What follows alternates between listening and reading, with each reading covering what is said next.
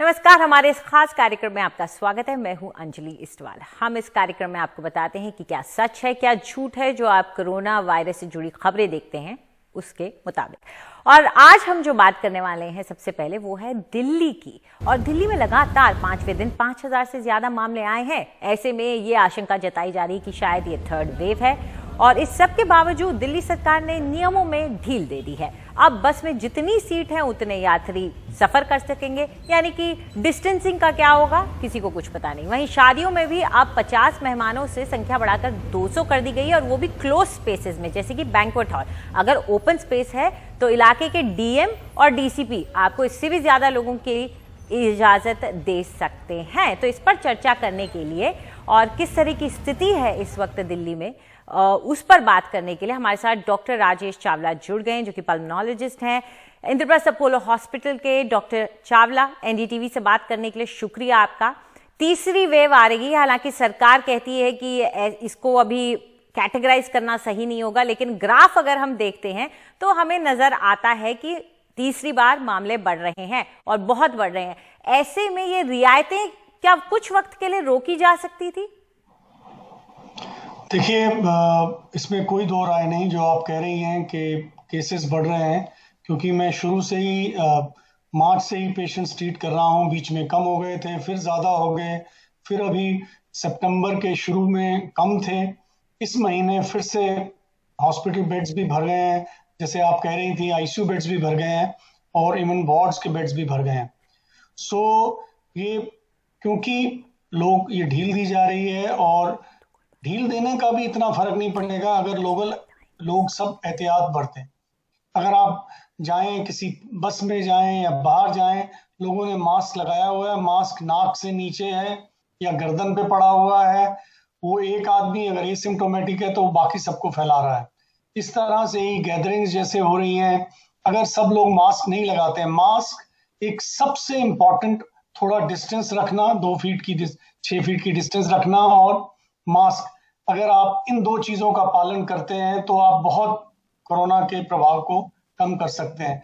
अगर ये करा नहीं जा रहा है, जैसा कि आप बता रही हैं, आने वाले दिनों में मुझे तो ये लगता है कि इनकी संख्या और बढ़ने वाली है। डॉक्टर साहब, यहाँ पे एक चीज जो अहम हो जाती है, हमने एक सर्वे है जो कि लोकल सर्कल्स नाम की एक कंपनी ने किया है, ऑनलाइन सर्वे करते हैं वो।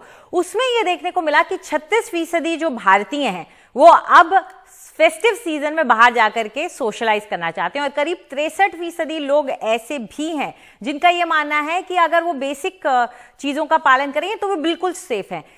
अभी जो मेंटालिटी हो रही है भारत में, वो फटीग तो है ही, साथ में फेस्टिव सीजन की भी है। ऐसे में रिस्ट्रिक्शंस ढीली करना, 50 से 200 लोगों को इजाजत दे देना, इस तरह की रिस्ट्रिक्शंस आप सोचते हैं कि कहीं ना कहीं हैम्पर नहीं करेगी हमारी जंग को? नहीं, बिल्कुल हैम्पर करेगी। दूसरा क्या है ना, इससे मैसेज ये जाता है कि अब शायद कम हो रहा है, और ये स्थिति है नहीं कि कम हो रहा है। ये कम्युनिटी में काफी प्रेवलेंट है, और अगर जैसे गैदरिंग्स होंगी उसमें जो सुपर स्प्रेडर हैं, अगर उसमें एसिम्प्टोमेटिक पहुंच जाते हैं तो बहुत लोगों को दे सकते हैं, और इसी तरह से ये संख्या कम नहीं होने वाली। और मेरे ख्याल से अगर ढील ना देते हुए और ये जो प्रिकॉशन है सख्ती करते, तो शायद इससे हम ज्यादा स्प्रेड को रोक सकते हैं। अभी भी मेरे ख्याल से इनको इतनी ढील मुझे लगता है कि शायद नहीं देनी चाहिए, और अगर ढील दी है तो लोगों को बहुत ज्यादा जागरूक होना पड़ेगा, खुद प्रिकॉशन लेनी पड़ेगी जो लोग नहीं ले रहे हैं। आपके माध्यम के थ्रू आपको ये लोगों तक पहुंचाना है कि अभी बहुत अच्छा किया है हिंदुस्तान ने, बहुत कम व्यक्तियों की मृत्यु हुई है। जैसा कि आप दूसरे देशों से कंपेयर करें, लोगों की संख्या भी उतनी नहीं है। अगर हमने अब ढील बरत दी तो फिर बहुत नंबर हो सकते हैं, जैसा आप यूरोप में देख रहे हैं, वहां पर दोबारा से नंबर बहुत ज्यादा बढ़ने शुरू हो गए हैं। और हमारे देश की जनसंख्या इतनी है कि जब नंबर बढ़ने लगेंगे तो ये रुकेंगे नहीं, और अभी हर्ड इम्यूनिटी आई नहीं है। तो एक तो गवर्नमेंट लेवल पे आई थिंक उनको थोड़े बहुत ज्यादा ढील नहीं देनी चाहिए, थोड़ी ढील ठीक है, पर लोगों के लेवल पे बहुत ज्यादा प्रिकॉशन की जरूरत है। उनको मास्क लगाने चाहिए, जब जरूरी ना हो बाहर ना जाएं, जब और कोई फंक्शन ऑर्गेनाइज ना करें, सारी उम्र पड़ी है आपको फंक्शंस ऑर्गेनाइज करने के लिए, लोग गैदरिंग्स करते हैं, पार्टीज कर रहे हैं, उनमें जितने केसेस आ रहे हैं, अगर मैं हिस्ट्री लेता हूं तो उनमें से 50% ऐसे हैं कि उन्होंने कोई गैदरिंग अटेंड करी है। बिल्कुल बिल्कुल।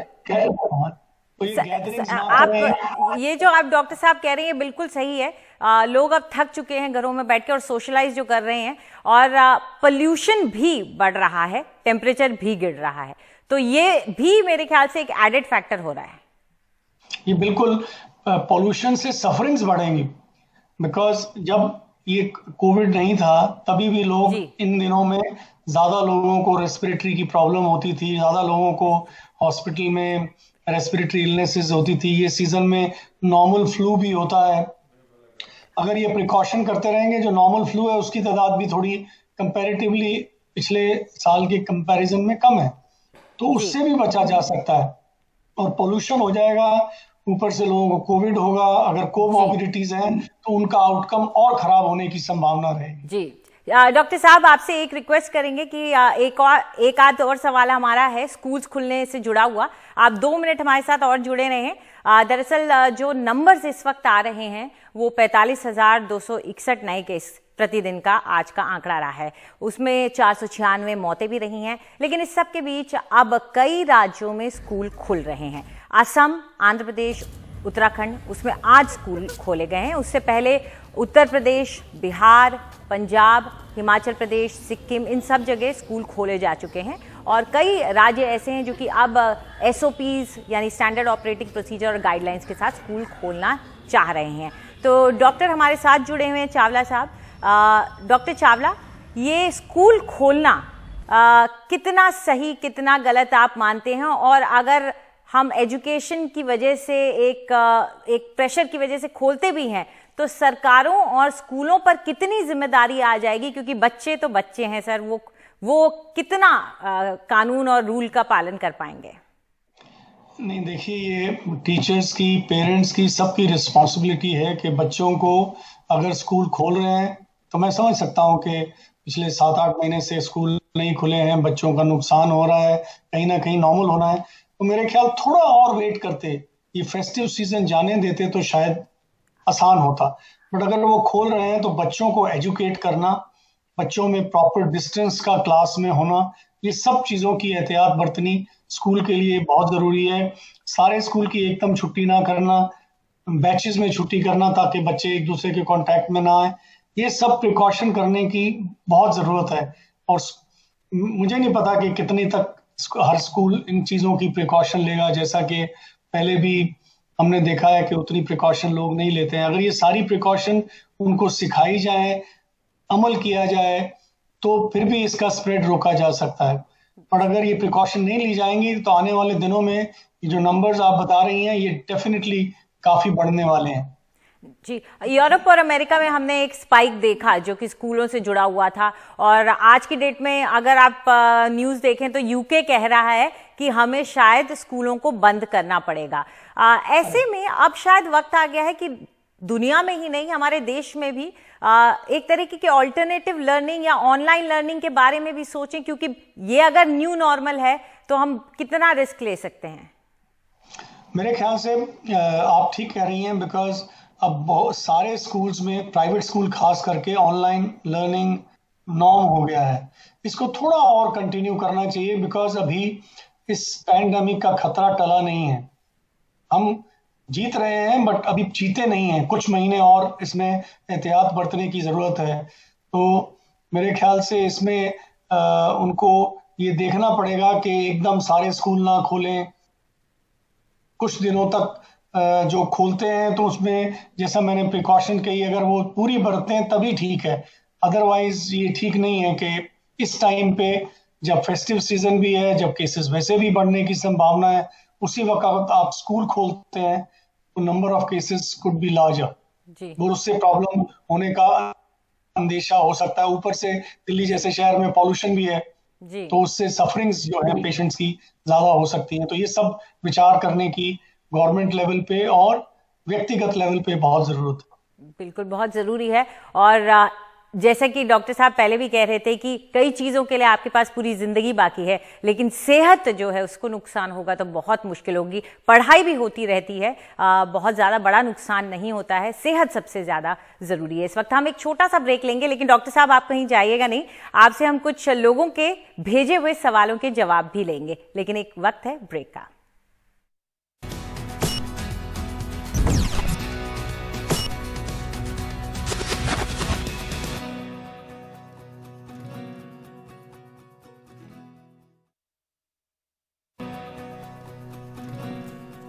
हमारे इस कार्यक्रम में आपका एक बार फिर से स्वागत है। अब वक्त है आपके भेजे हुए सवालों के जवाब देने का, और डॉक्टर राजेश चावला हमारे साथ जुड़े हुए हैं, जो कि एक पल्मोनोलॉजिस्ट हैं। डॉक्टर चावला, पहला सवाल अनिक ने भेजा है अलीगढ़ से, सुनिए। मैं अनिक अलीगढ़ से, मेरा क्वेश्चन है कोविड-19 की वजह से हमें किस प्रकार का खाना अवॉइड करना चाहिए? डॉक्टर देखिए, खाने में कोई खास प्रिकॉशन की ज़रूरत नहीं है, बट जब ऐसा कुछ चल रहा हो, बाहर से जहाँ तक हो सके घर का खाना खाइए, नॉर्मल संतुलित खाना खाइए। ऐसे कोई भी वस्तु की उनमें से क्या नहीं खाएं, ऐसी कोई प्रिकॉशन की ज़रूरत नहीं है। अगर घर का बना हुआ संतुलित खाना खाते हैं तो वो बिल्कुल सही है, मगर अगर आपके घर पे खाना नहीं बन सकता है, आपको बाहर से मंगाना पड़ता है, तो कोशिश करें कि ज़्यादा ऑयली चीज़ें, ज़्यादा फ्राइड फूड, ऐसी चीज़ों का सेवन ना करें। बट कोविड-19 के लिए वैसे किसी खाने की प्रिकॉशन की ज़रूरत नहीं। शुरू में जो कुछ बातें चली थी नॉनवेज वगैरह को लेकर के, वो सब बाद में मिथ बस्ट हो गया था डॉक्टर? यस, ऐसा कुछ नहीं है। देखो, आधी जनता तो संसार में नॉनवेज ही खाती है, सो ऐसा नहीं है कि आप नॉनवेज नहीं खा सकते हैं। बट क्योंकि घर के खाने में कोई भी ऐसी वस्तु नहीं होती, ज्यादा ऑयली नहीं होता और मिर्च मसाले नहीं होते, तो कोई जब ऐसी कोई चीज चल रही है तो ऐसा खाना खाना ज्यादा ठीक है, मगर वैसे कोई प्रिकॉशन की जरूरत नहीं है। बिल्कुल। चलिए अगला सवाल ले लेते हैं, करिश्मा ने भेजा है। हाय, मेरा नाम करिश्मा रसूकी, इंदिरापुरम से। मैं ये जानना चाहती हूँ कि अगर टेस्टिंग पॉजिटिव हो और एसिम्प्टोमेटिक हो तो क्या करना चाहिए? अगर टेस्ट पॉजिटिव है और एसिम्प्टोमेटिक है और अगर पेशेंट को कोई कोमॉर्बिडिटीज नहीं है तो वो घर पे ही रेस्ट कर सकता है। उसको 17 दिन तक कहीं नहीं जाना है, घर पे ही रहना है, अलग कमरे में रहना है, दूसरे लोगों के साथ मिक्स नहीं होना है। अगर कोई व्यक्ति उनको कुछ देने आता है तो दोनों व्यक्तियों को मास्क डालने चाहिए जहां तक हो सके। अगर अलग कमरे की व्यवस्था घर पे हो सकती है तो किसी को भी अपने कमरे में ना आने दें, अपने केयर खुद करें, बस इतना करना ही काफी रहता है। और गवर्नमेंट के लेवल पे और अदरवाइज एक ऑक्सीमीटर प्रोवाइड कराया जाता है जिससे आप अपनी ऑक्सीजन दिन में 3-4 दफा देखिए। वो अगर 94-95 से ऊपर है तो वो नॉर्मल है। दिल्ली शहर में तो किसी भी व्यक्ति को पॉजिटिव आता है तो गवर्नमेंट फोन करती है और उनको ऑक्सीमीटर प्रोवाइड कराती है। नहीं तो ये बहुत सस्ता है, आप बाजार से खरीद सकते हैं, मतलब 1-2 हज़ार रुपए का आता है, जिससे आप अपनी ऑक्सीजन मॉनिटर कर सकते हैं। आमतौर पे यंग जो पेशेंट्स हैं उनको कोई खास दिक्कत नहीं होती है। जो एल्डरली हैं, जैसा कि 40-50 से ऊपर के हैं, उनको डायबिटीज है, ब्लड प्रेशर है, ऐसे व्यक्ति को डॉक्टर की सलाह तो हर पेशेंट को लेनी चाहिए। इनको अगर अनकंट्रोल्ड है डायबिटीज या कोई दिक्कत हो रही है तो इन व्यक्तियों को हम आमतौर पे एडवाइस करते हैं दाखिले के लिए। बिल्कुल, तो अपने ध्यान जरूर रखें, नजर रखें, एसिम्प्टोमेटिक ही बने रहें। अगर सिम्टम एक भी आता है तो डॉक्टर के पास जरूर उसी वक्त बात करें उनसे। चलिए डॉक्टर साहब, हमसे बात करने के लिए बहुत बहुत शुक्रिया आपका, और ये सवालों के जवाब देने के लिए भी। तो हमारे आज के कार्यक्रम में इतना ही, लेकिन जाते जाते आपको याद दिला दें कि मास्क पहनना न भूलें और दूरी बनाए रखें और साफ सफाई। फिलहाल इतना ही, नमस्कार।